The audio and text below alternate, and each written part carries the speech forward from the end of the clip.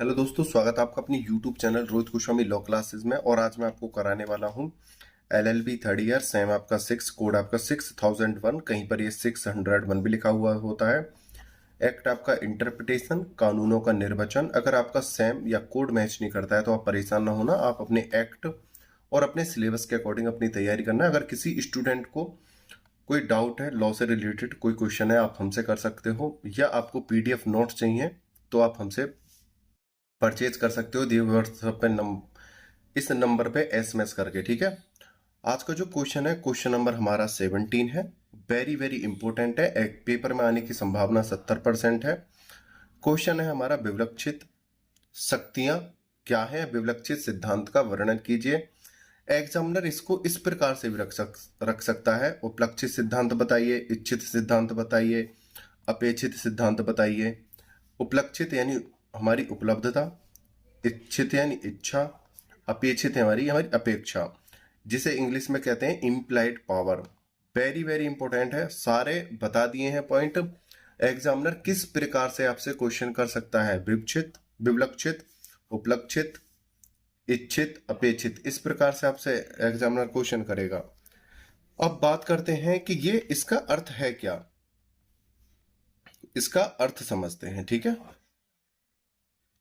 हमने कोई विधि बनाई, विधि के अंतर्गत या हमें कोई विधि बना रहे हैं, हमें उस विधि में क्या क्या चीज लगानी चाहिए या क्या कमी रह गई है उसे हम ठीक करना चाहते हैं, तो उसको कहते हैं आवश्यकता या इच्छा। मतलब हमारी आवश्यकता क्या क्या है,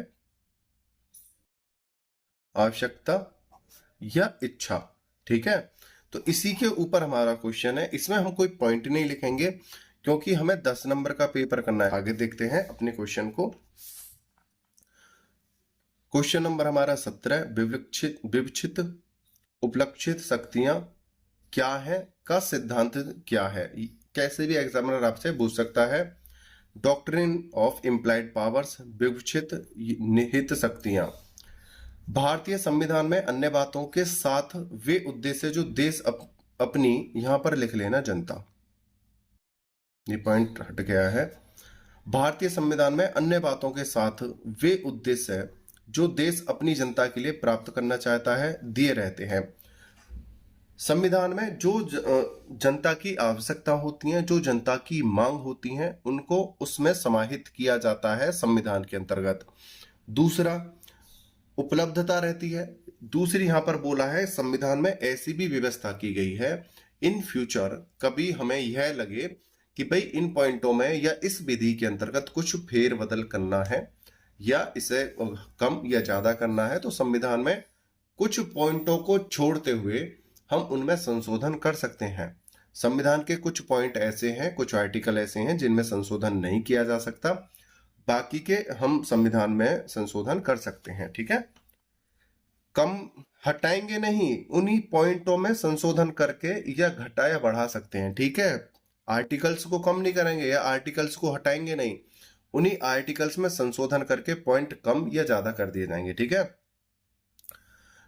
आगे देखते हैं। और साथ ही विधायिका को प्रदत्त शक्तियों की स्वरूपरेखा भी दी गई रहती है।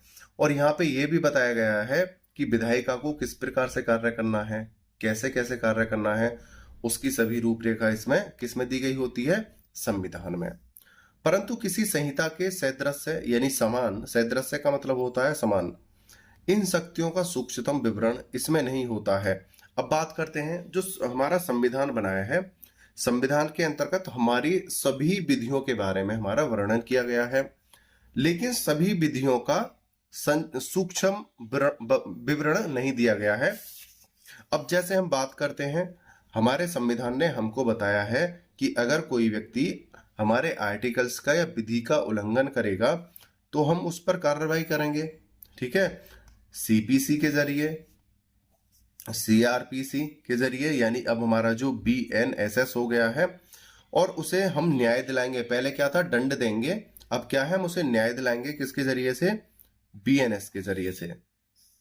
ठीक है, पहले क्या था, ये IPC था। तो हमारा इसमें बोला गया है संविधान में, अगर कोई विधि का उल्लंघन करेगा तो BNS के द्वारा उसे दंडित किया जाएगा और जिस व्यक्ति के अधिकारों का उल्लंघन हुआ है, विधि का उल्लंघन हुआ है, उसे न्याय दिलाया जाएगा। ठीक है, तो अब हमारी जो बीएनएस है भाई, इसका तो एक अलग एक्ट है।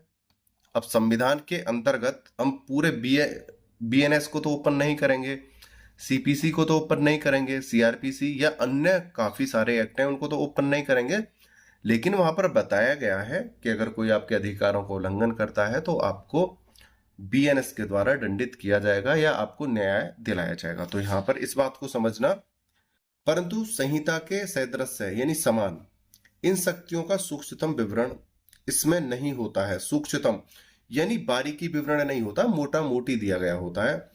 और न ही उसके निष्पादन यानी उपयोग के लिए सभी आवश्यक साधनों का उल्लेख उसमें होता है, और ना ही ये होता है कि जो उसके जो साधन है, किस प्रकार से कैसे कैसे कार्रवाई करनी है, कैसे बचाव है, कैसे बदलाव हो सकता है, कौन कौन से निर्णय दिए गए हैं, पहले कौन से थे हमारे संविधान के लागू होने से पहले, उन सभी का प्रयोग इसमें मतलब उल्लेख नहीं होता है।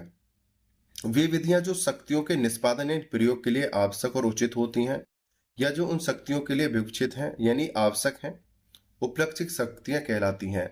मतलब ये सभी क्या है, शक्तियां कहलाती हैं जो उसकी आवश्यकता है, जो उसकी महत्वता को बढ़ाता है, और वह विधियां संवैधानिक होती हैं, ऐसी उपधारणा है। इसी प्रकार सामान्य शैली में संवैधानिक अवरोध लगाए जाते हैं। अवरोध का मतलब होता है रोकथाम, रोकना। ठीक है, जिनमें से आवश्यक रूप से उपलक्षित अवरोध उत्पन्न होता है।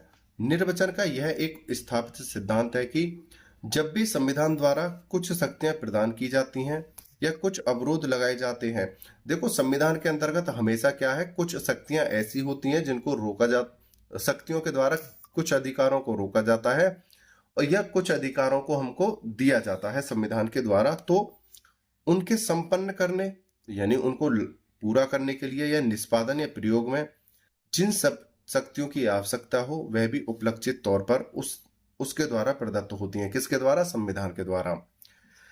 कुछ अधिकार ऐसे होते हैं जो हमको दिए जाते हैं, लेकिन उनको संकुचित कर दिया जाता है कि एक सीमा के बाहर इनका आप उपयोग नहीं करोगे। कुछ अधिकार ऐसे होते हैं जो हमें पूर्ण रूप से स्वतंत्रता होती है, उनका किसी भी प्रकार से इस्तेमाल कर सकते हैं।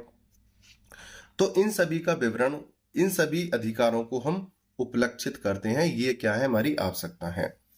और प्राकृतिक रूप में इसका अर्थ यह है कि वे विवक्षित शक्तियां भी संवैधानिक हैं, यानी जो शक्तियां हमें दी जाती हैं या जिनकी हमें आवश्यकता रहती है, वो सब क्या हैं, संवैधानिक हैं। आगे चलते हैं।